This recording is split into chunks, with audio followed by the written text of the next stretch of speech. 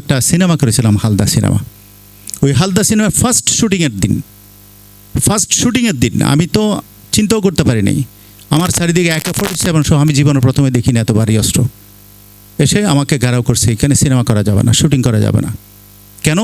আমাদের নেতার পারমিশন নেওয়া হয়নি। পরবর্তীতে অনেক কষ্ট করে এই সিনেমার শুটিং আমরা করেছি।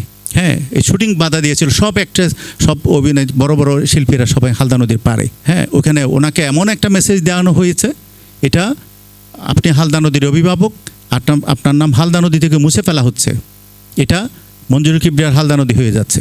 আজকেই প্রথম এই তথ্যটা, 2016 সালের ঘটনা, আজকেই প্রথম আমি বাইরে ওপেন বলছি। শুধু তা না, আমার ল্যাবে কাজ করেছে এক স্টুডেন্ট, প্রধানমন্ত্রীর স্বর্ণপদক পেয়েছে। সে শিক্ষক হওয়ার জন্য বিশ্ববিদ্যালয়ে পরীক্ষা দিতে গেছে, তাকে অপহরণ করে নিয়ে গেছে।